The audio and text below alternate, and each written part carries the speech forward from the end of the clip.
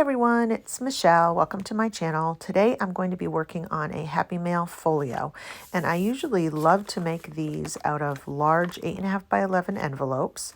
And honestly, usually I like the ones that come to me as junk mail that have the window either here in the corner or a little bit further down, but this was all I could find. I'm actually making it as a replacement for one that I made for my friend, Barry, and I am going to try to make it as close as the one I made for him before. The original accidentally got destroyed and he asked me if I could remake it. Now, I can never remake exactly what I made before, especially because everything I do, I kind of shoot from the hip and I'm using things I have, but I'm going to do my best. So I used a regular envelope with the window in it on his original, and since I don't have one, I'm going to use this junk mailer envelope, and I'm going to add it to the flap, and that will give that same feeling that I had in the original folio I sent him that had a window built in. So I just trimmed it down, as you could see, and I'm just kind of assessing how I want this folio to open. Now, I will put some pictures at the end comparing the first one I made for him to the one that ends up being made. But I just am really going for the same feeling and theme, since again, it's really hard to recreate something that I didn't have like a template for in the first place. I just sort of love these big envelopes. I love to fold them in half, and then I love to just sort of build them as I go. So right now I'm using some of my favorite paper that I love to use for backgrounds. It's from 1903, so it's really, really old, and it just has such a great look and feel to it. And the key is to take these big envelopes and start covering them with papers.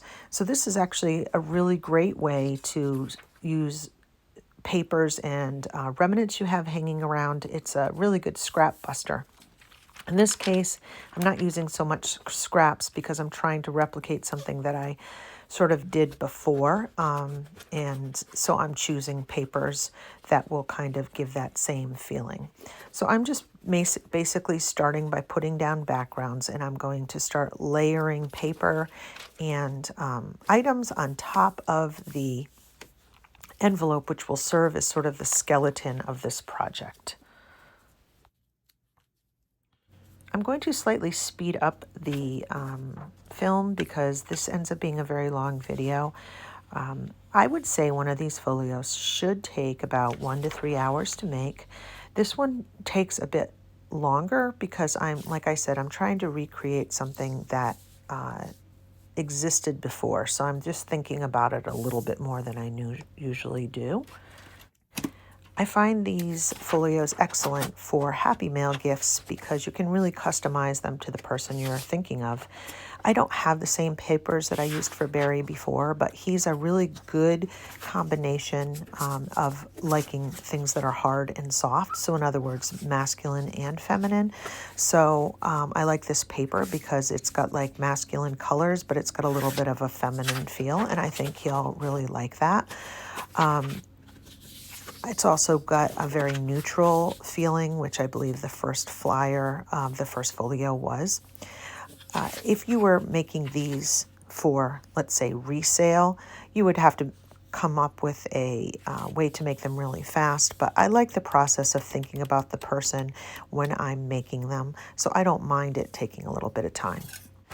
One of my favorite parts of these projects is the problem solving, and you get to use so many little skills from every part of your life. So here I am trying to figure out how to cut the window so it'll match up so I can cover this envelope and have the window poking out. And I remember a little skill we had from elementary school where we did rubbings on things so that we could make lines. So my thought is, what if I rub a pencil over the, first of all, I'm measuring where that side parameters are of the window, and now I'm going to rub it with my pencil so that I can get the exact location of the top and the bottom and get a sense of where I need to cut. I'm just not the most precise measurer, so I do things this way, and I love like I said, the problem solving is really good for me. So now I have the rubbing, and I'm going to take a little, X-Acto knife and start cutting out a couple of the lines. And then as I'm cutting, I realize that it'd probably be easier if I use scissors. So I just basically cut out a little piece, like half of the window, and then I take my fussy cutting scissors and I finish it up with the scissors.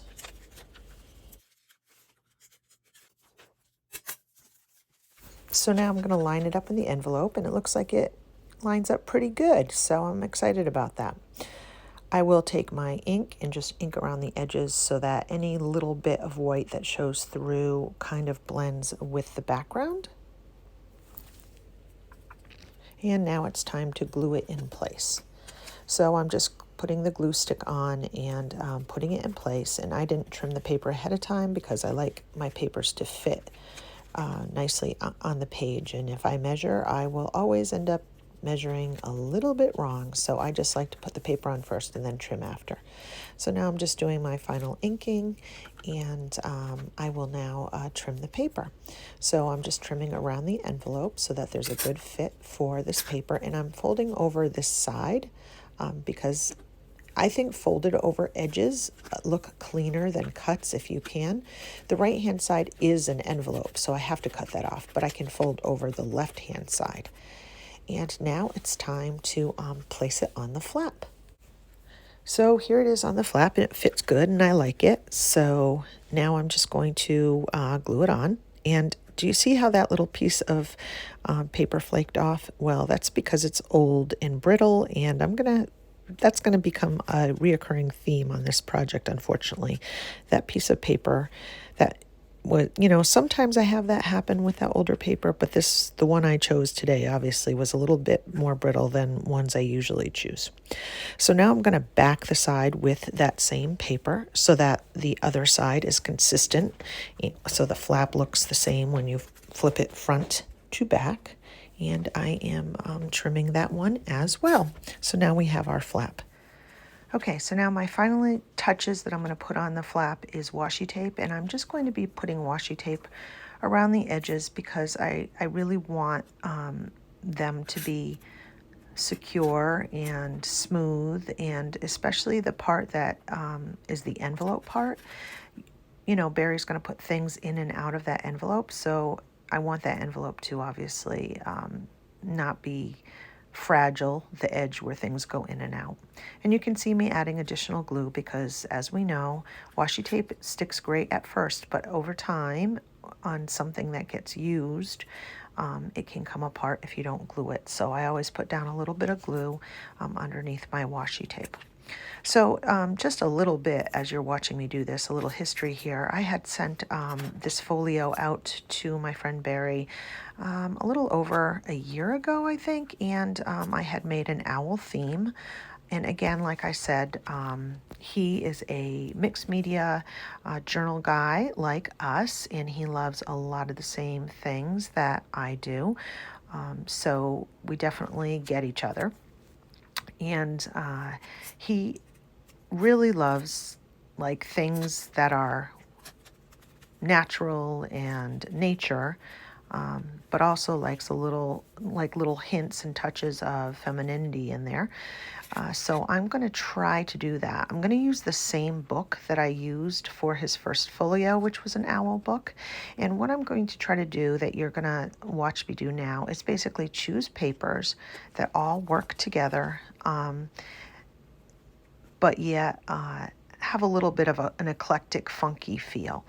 I am going to use papers that kind of have an earthy feeling, and I'm going to choose papers that are certainly different than the first time around because, like I said, I don't have those papers anymore, but have the same feeling. So this is like a sketch page for that same owl book, and I'm going to do a similar treatment that I did in his first folio, which is put like a little owl tag in the window, and then use some of these other owl sketches around the folio to make it consistent.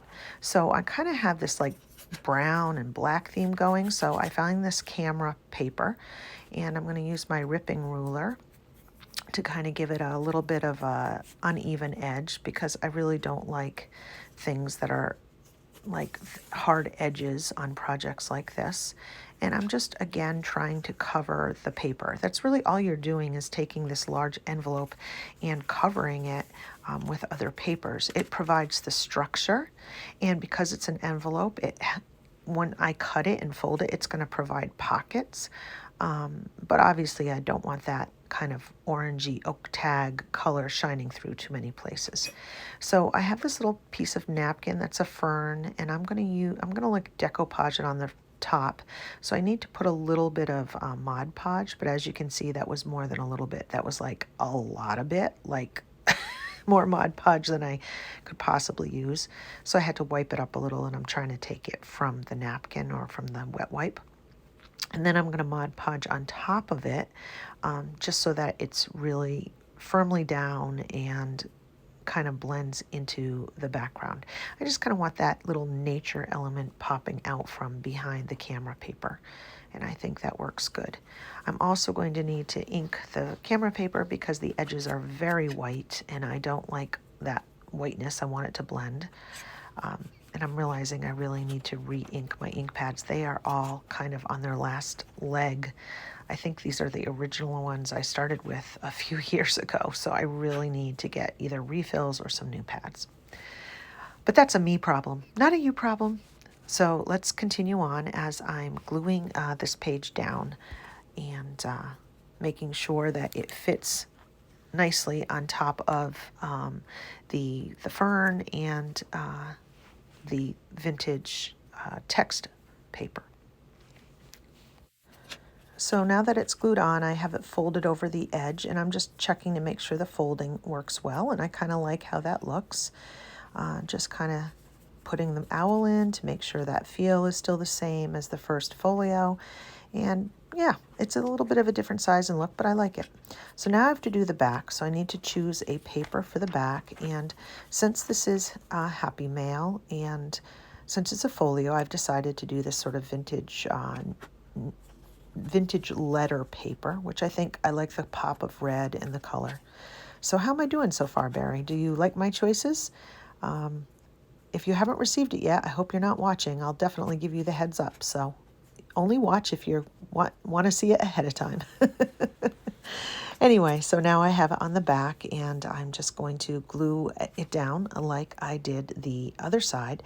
And after this, are all my parts glued? I don't remember. We're going to have to see. Okay, so now I'm putting on the back piece of paper, and you can see I'm putting it right up to the hinge on the owl side. And then the other side, I'm letting it go over the fold. And that's going to give that fold a little bit more strength. I didn't feel it was necessary to overlap the owl flap. That one was working great and had plenty of strength as it was. Okay, so now I'm going to just ink it just to make sure it looks kind of, all blends together. Now we have a whole other side to cover. Yay, I just answered my question. I lost my place, I guess. So as you can see, I'm ripping the edge of the camera paper because I don't like those hard edges. And I'm going to line up my owl paper to see exactly where I want it to go. But I realized before I glue it down, I really need to figure out what's going to be on the left-hand side. And I find this cool black paper that has like watch hands on it, and I think it kind of fits in well with the camera. It kind of has those like that gadgety kind of steampunky, well, not steampunk, but just kind of a mechanical feel. And I'm just trimming off the parts that aren't going to be seen because, hey, why waste good paper, right? You're not going to see it anyway. So now I have that for the left hand side, and I'm going to glue that down so I know exactly where to put the owls. Did you see what just happened there? A big glob of glue stick just came on my paper. Does that happen to you sometimes? My solution is always just to take a credit card and smooth it out like a palette knife, and that seems to work well. And I'm very, very sorry that, that shook the camera. Oh, and on the left-hand side, do you see I put stitches? I don't remember when I put that stitching in from the sewing machine, but I put stitching on the front edge of the flap for the owl. Now I'm kind of fussy cutting the owl because I kind of like the idea of the line of the owl being the edge that meets up with the black paper. and I am inking, again, just to sort of blend it all in. And here I'm going to start thinking, wow, this owl paper is really white. And what can I do so that it doesn't look so stark white next to kind of the grungy and vintagey feel of everything else?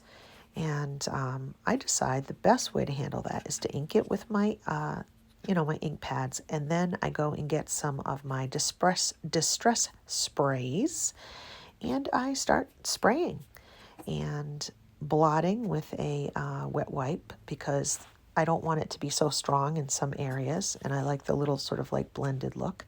And I just start kind of spraying around and realizing, oh, I probably shouldn't do that on my project. I'll just do it on my desk with the glass on it. That will make a lot more sense. And I just start having fun with the process of adding some color and some staining to the owl sketch page so it blends into the project just a little bit more. And then I had a bunch of the distress ink on my wet wipe, so I figured I would add it to the additional papers that I'll be using in the project. And now that it's dry, I can figure out where I want it and then trim it down and glue it.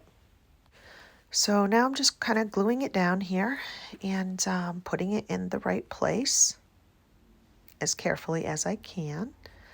And then I will have that camera flap will go over the side so it blends into the owl. And then I'm going to trim it down, like, trim all of the pieces and parts that are hanging over the folio. And I'll take one last little review to make sure that it folds properly and I like where everything is.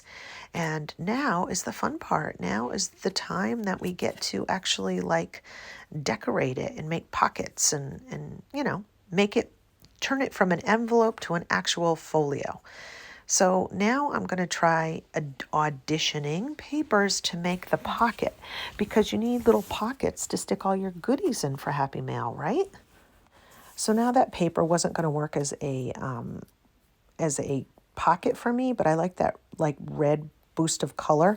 So I made a little like paper ribbon like thingy to put on the right hand side to just sort of pull some color and give it a little embellishment. Again, that kind of combination of masculine, feminine, like a little ribbon is a little bit feminine, but it's sort of masculine paper. I just really like that. I think I'm kind of that way too. I think I really like a lot of masculine things. I'm kind of a tomboy. I think we both have that side of our personality, Barry and I think maybe other people do too. Some people are very, very masculine. Some people are very, very feminine, like they like pastels and frilly things. I like both, and I think a lot of people like both. We're attracted to both sides of that aesthetic, and I think the hard and the soft always make a project so much better if you can capture that side. Now, that's not to say people that make one aesthetic, their projects are not as nice. They certainly are. But for me, for my personal taste, I need to kind of have both in my projects. I can't be too over the top girly. I just don't think it's in me. So here I am now thinking for my pocket, I have these like vintage organizer file thingies for like the oversized index cards. And I picked a B for Barry, and I'm thinking that'll make a really sturdy pocket. So now I need to measure it and kind of figure out how it's going to work. And because it's so thick, I like to cut a little past the folio and fold, because I like that little fold piece to be the part that attaches to the envelope, simply because it gives it strength, it gives it more place to glue, and since it's going to be too thick for me to sew, and if I sewed it, I would sew my pocket shut. I think it's just best that I do a sort of a fold there. And here's my little hack for the fold. I don't know if you know this, but you can use the cut line on your cutter as also a line, as a sort of a scoreboard, a makeshift scoreboard. And now that it's scored, I'm just going to kind of put it in place and now start auditioning papers again for that. And I'm going to use the other sketch of the owl that I added ink to and I'm just trying to figure out where I want it, and what orientation I want the paper. So I'm starting to look at some new papers, introduce a little bit of that feminine, not real lace, more like a paper that has sort of a tatting feel to it. And I think, oh, that might work well with, the project we're doing. But I'm not 100% sure I like it. So because I use this sort of vintage office pocket feel, I think, okay, let me do the right-hand side too. Let me plan both sides because it's a whole, right? When it's opened up, it's one big layout. So let me see what I'm using on the right so I can better determine what I'm using on the left. So I decide if I take two vintage Rolodex cards and I put them together, I can make a double pocket. I can also play off the index folder on the left, and it will make a cohesive look. And both of those are very plain, so they kind of quiet the eye to all the busyness that's happening. So I decide to sew them together and make a pretty cool double pocket. And even though I want this double pocket to be somewhat simple, I also want to have a couple little bells and whistles on there for Barry. So I decide to put in a vintage eyelet that I have in red to reinforce that little pop of red. And I figure I can attach like a little bulb pin to it with a trinket or something like that later on when I'm stuffing it. So I think that's going to be cool. And I've pretty much decided that I can't make this paper work. I want it to work, but I can't make it work. So I'm just going to take a little piece of the tatting and make a little collage underneath the ribbon. Again, to sort of give it a little bit of a feminine edge. The tatting is reminiscent of lace, but yet it's not over the top because it's not actual real lace. I might add real lace onto the project later, but right now I'm just sort of keeping it more symbolic, more like a representation of lace without using real lace. And I think I like that. I think that's going to be good. I also decide that because it's a little bit plain, you can see me, I'm just using some Fabri-Tac because I just really want this to be glued on well. I don't want the pocket going anywhere. So now I'm putting that into place, and sorry, I keep hitting the camera and you keep getting hit. I apologize for that. So now I want to kind of work on the left-hand side and make sure I know the direction the left-hand side is going. And I still try to make that paper work, but honestly, I just can't. I go back to the original paper I used, and I think that's the better bet. It brings in the tans and the blacks. It's the feminine, the masculine again, and it works. It just works, and that's what I'm going to go with, and hopefully you like it, Barry. Hopefully you like my choices, and, it works for you. So now I am deciding that I thought the flap was just a little bit too big, so I cut it down. But again, did you see that little flap? Did you see how the fold line has a little extra excess? That's so I can glue that in place. And now I'm just playing around with where the owl will go, and I'm going to figure out where the paper will go. I just want to kind of collage the outside of this, ends up being a tuck spot. I don't want it to be as plain as the Rolodexes on the right, but I still want that vintage office feel to shine through. I still want the B to be shown. I still want people to be able to tell that it was like an index for an index card. So I'm going to cover it, but hopefully I'm still going to let the original piece shine through a little bit, so you can kind of tell what it originally was, and that it kind of goes with the Rolodex. It kind of has that vintage office feel. And I'm just inking around so that it kind of blends, and I'm going to glue that on and that of the owl. So because this is being made for a friend and I'm taking my time, the video is quite long, so I just cut out the piece of covering it with the two pieces of paper because I think you guys can figure out how I did that. You just saw me put Fabri-Tac on the fold over of the tab so that it will have more room to slip things in and be sturdier. But now I need to clamp it because whenever you glue something that's folded like that, sometimes it doesn't, it needs to be really tight. So clamping something that really needs to be adhered is always a good idea if you want that fit to be perfect. And now that it's clamped, I noticed that the antique paper is starting to flake off. And it could be because I put, excuse me, I'm a little froggy today. It could be because I put stitching there, and maybe that's just putting a lot of pressure on the antique paper. But I don't want to take any chances. So I take some Mod Podge, and I'm putting a layer of Mod Podge over the antique paper because I really want it to sort of protect it, and I don't want it flaking off for Barry. I want it to stay in place. And now I get to do some fun parts, right? I get to add a few things. So I'm looking at the fold and I'm deciding I want to make, and I'm still seeing, I'm not waiting till it's dry, and now I have to add more Mod Podge. And now you see what happens when you're impatient. If I had just let it dry, it wouldn't be being fussy. So I'm going to need to just leave it alone and let it dry. And I can't leave it alone because I can't leave anything alone. So I have this glassine bag and I just love it. I love the blue. I love the way it looks. I love the way it sounds. I love the way glassine sounds. And I want to give Barry some antique stamps. And I think this will be a great little place to put stamps in. I want it to sort of peek out of the flap. So I'm cutting it so that I'm folding it. I wasn't cutting it. I was folding it. I folded it so that I can see how it looks. I'm going to end up cutting the inside of that flap, I think, just so that it folds better. But I'm just sort of trying it on as the Mod Podge is drying, and I'm trying to let that cure so I don't mess anything up. And I'm just making this little thing fold better.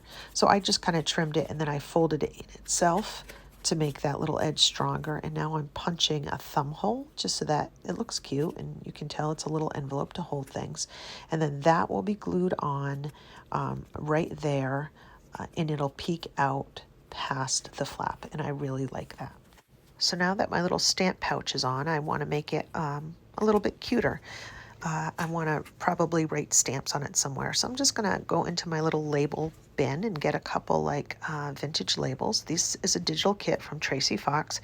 It is one of my most used digital kits I've ever purchased. Her little labels are so versatile. They work in so many different projects, and I just return to it over and over again. So I've chosen a couple, I'm inking them, I'm trimming them, and I'm just going to put it on this little stamp pouch. I think it'll just give it that little extra vintage touch, and give it a little bit of dimension, but it kind of, again, I like those things that your eye is drawn to and kind of quiet your eye when there's a lot going on. Because we have the camera, we have the print, we have this glassine bag that looks like calico. So it's like the little labels just give you a place for your eye to land.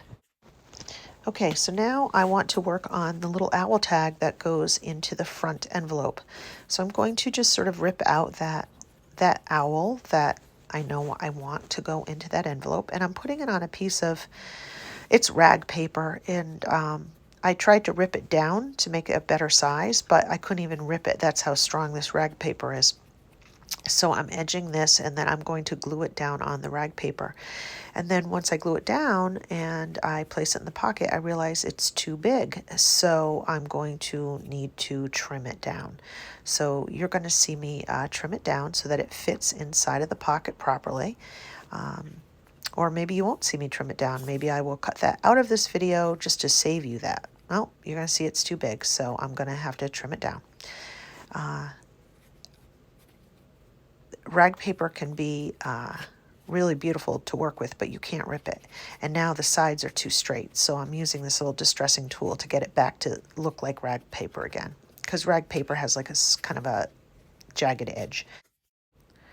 And now I'm going to be adding a piece of textile to the top with a stapler, just to give it a little bit of, a little bit of that metal feel, and just stapling it to the top so that it looks like a cute little tag and it can fit nicely into that pocket, which it does. Yay!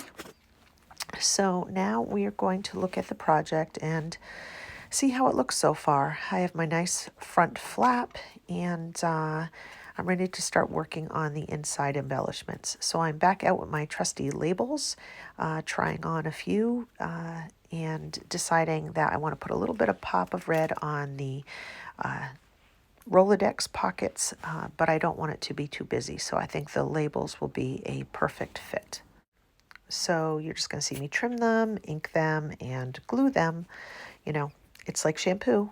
Wash, rinse, repeat. Wash, rinse, repeat.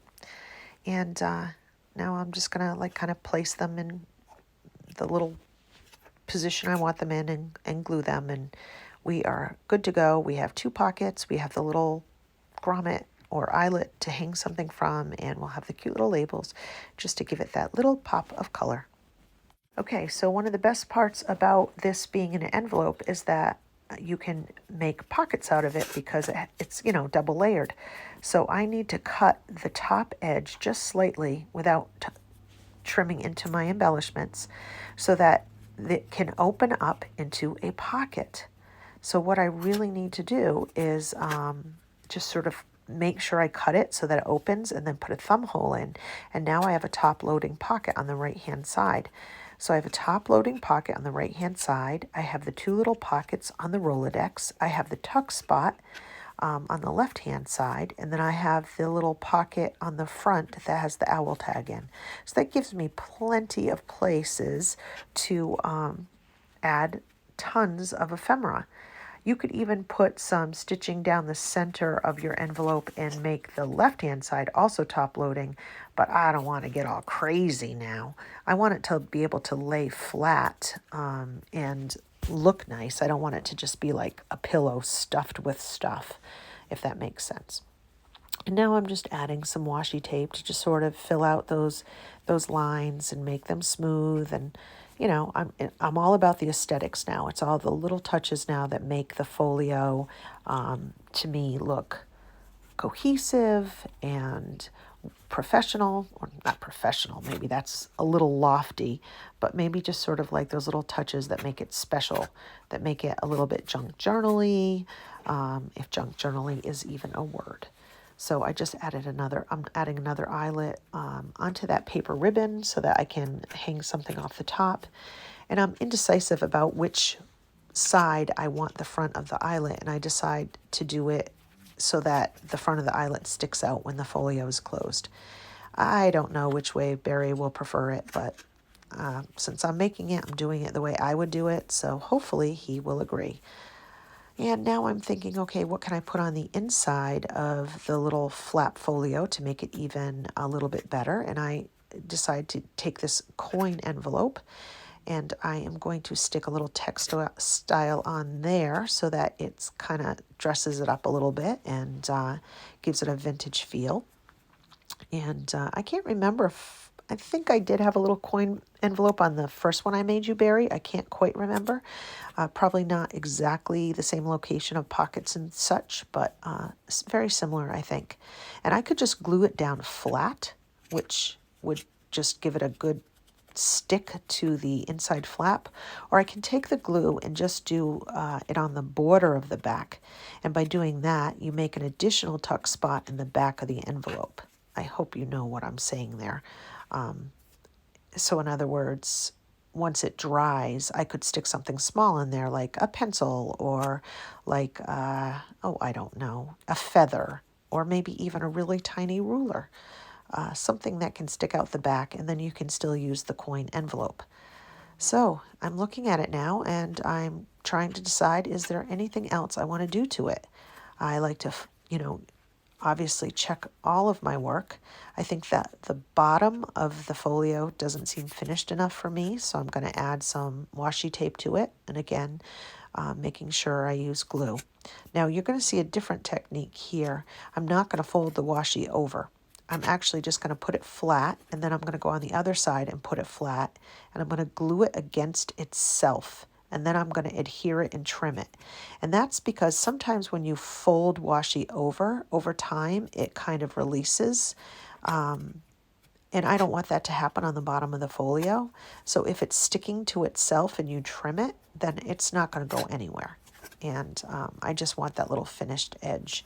And I also don't want it to come up over the Rolodex too much. I really want that stitching to be seen, and this way it sticks to itself, it gives it that little edging, and I don't have to worry about it, you know, kind of going awry.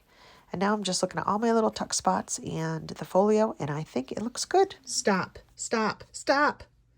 Barry, if you are watching, stop. You need to stop watching now, because I'm going to show what's inside, and it's really going to ruin any surprise left to this folio. So if you want what's inside to be a surprise, stop the video now, and your package will be in the mail tomorrow, and hopefully you'll get it next week.